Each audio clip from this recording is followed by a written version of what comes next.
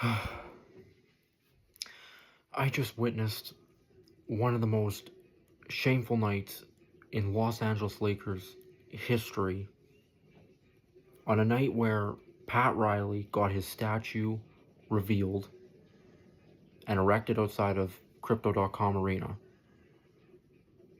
And with Kareem and Magic and James Worthy, Bob Pettit, all those guys in the building, the Lakers to lose like this, I don't think I've ever seen anything quite like it before.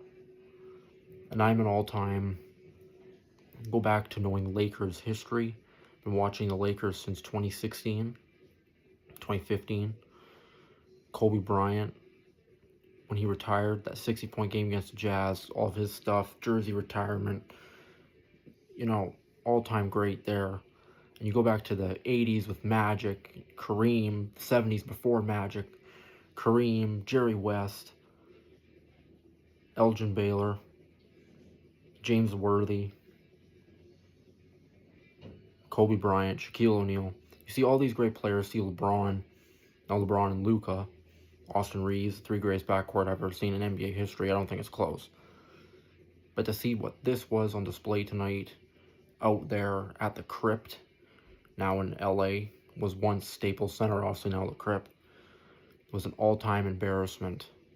So we see LeBron sitting courtside and chewing and Luka. I think they were amazed. They were impressed by Pat Riley, honored him, and that part was cool.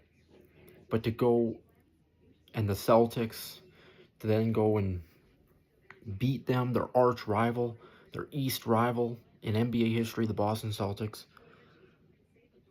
I mean, Peyton Pritchard came out there, this little white guy. He's a little big, bulky little white dude, but he's a good player. And he helped Boston win the championship, as Jaylen Brown was easily the best player by far, MVP in my book. Helped them win that championship. They wouldn't have won without him. Best player second to Jason Tatum, but the MVP over Tatum. Peyton Pritchard goes 7 of 27, 111 from 3, 22 points. And LeBron, what was LeBron? At halftime, the Lakers were down 60-50 at halftime. Through three quarters, Peyton Pritchard 21, 11, 18. All 1, 2, and 3 quarters. The Celtics outscored the Lakers 22 points in the first, 21 in the second, 18 in the third quarter. And then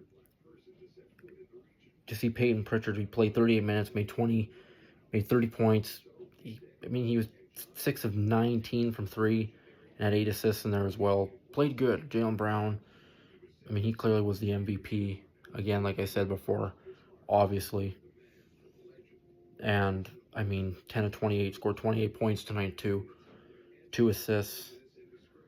And I think, what was it? 3 of 4 from the floor. And scored 20 in the third quarter. 9 of 21 from 3. So it wasn't that best 3-point, but everything else was fine. Luka. It's getting really tiring to watch Luka, LeBron every night. Like, one night LeBron's hot, the other night Luka's hot, the other night Austin Reeves is hot. I believe they're the 3 greatest backcourt in NBA history. I don't think it's really close. Offensive-wise, they can just score the basketball at just basically at will, and they just, it really is just, it's all-time great, and it really is just, they're just ball-dominant guys that can, it's like they can take over any game. And I know LeBron has been playing at an incredibly high level late in his career. If you want to acknowledge that, I'll acknowledge that. I've never seen anything quite like it, playing this late, this deep, 23 years in, still averaging like 25 points a night. The guy is unbelievable. He is LeBron bleeping James, and he's still playing at an insanely high level. Insane. But with this Laker team, that with him, Luka, AR, I just don't see it. This team's easily going to be a first-round exit. I don't see them going anywhere else. Maybe they get one round, and that's about it. Everything else is water, just going to sail away with them. They're just gonna fall apart. And Luka, I mean, we see what he's doing, and Luka's just getting so tiring to watch.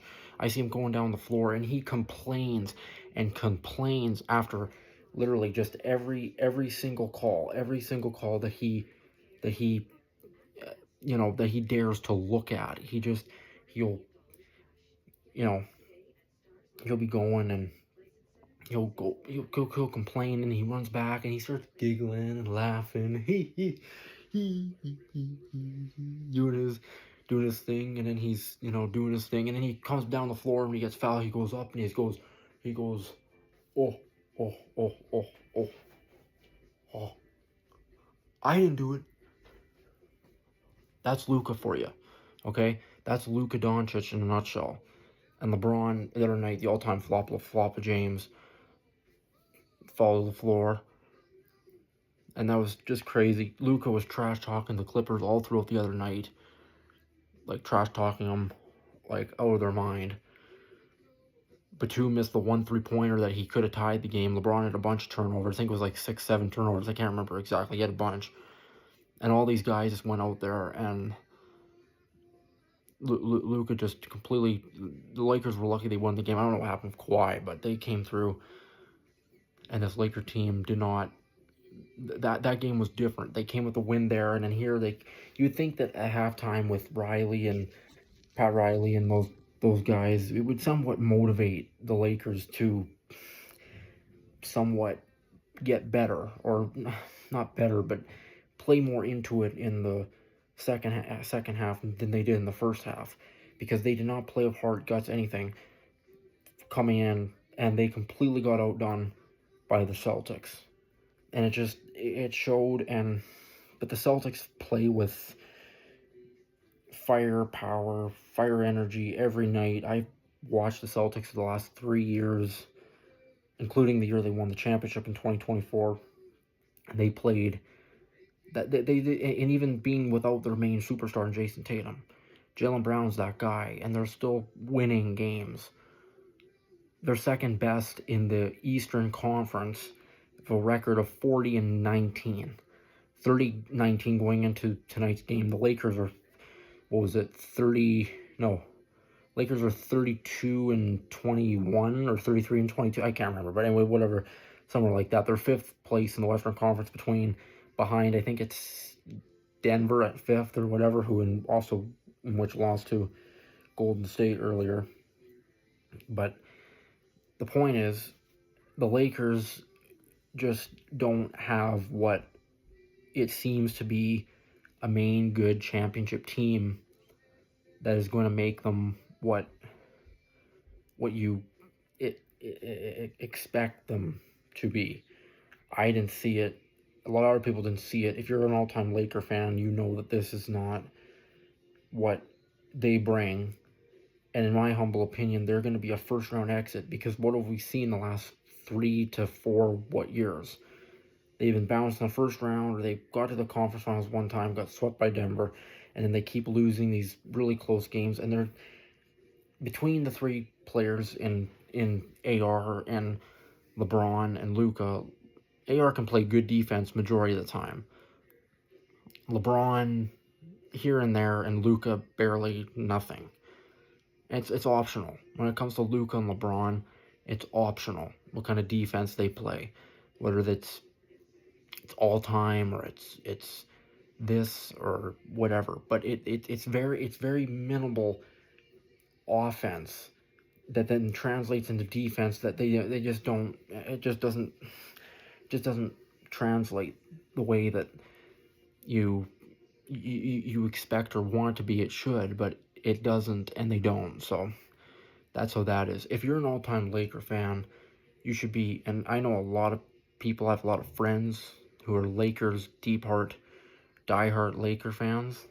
If you witnessed tonight, you got to be pretty damn ashamed of what you just saw and what you just watched, because damn right I know I was.